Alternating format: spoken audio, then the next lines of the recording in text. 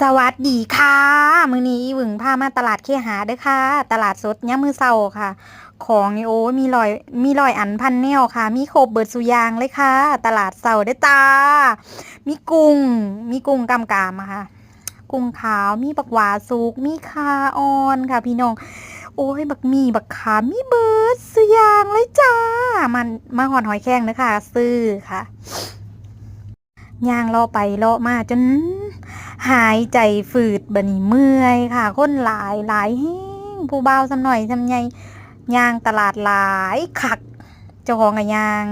เลาะไปเลาะมาเบิ่งมื้อนี้สิกินอิหยังสิซื้ออิหยังไปเฮ็ดกินเนาะฮอดร้านมักมี่ก็หยุดเบิ่งก่อนค่ะหนักแล้วตอนนี้ได้เงาะ3โล100ค่ะไปต่อบ่ทันแล้ว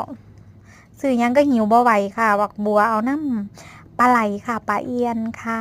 ดอกไม้งามๆเด้อจ้าไข่นกกระทาย่างเลาะไปย่างเลาะมาเด้อบาดนี้สังเกตเบิ่งบักงอเด้อค่ะทางหน้าสวยๆเพิ่นตักขายให้เฮานะเบิ่งแหน่อันเขียวว่าซั่นฮอดมังคุดค่ะบัดนี้เฮาก็มาตลาดเนาะเฮาก็พลาดบ่ได้คือร้านเสื้อผ้าค่ะต้องเข้าทุกครั้งที่มาเลยค่ะเห็นพวงกุญแจบ่คะน่ารักตะมุตะมิค่ะ หลังจากที่ไปตลาดมาเนาะเฮาก็ทำกันตำน้ำจิ้มรสเด็ดเลยค่ะหลังจากที่ตำน้ำจิ้มรสเด็ดเฮาก็ย่างกุ้งไปนำเนาะ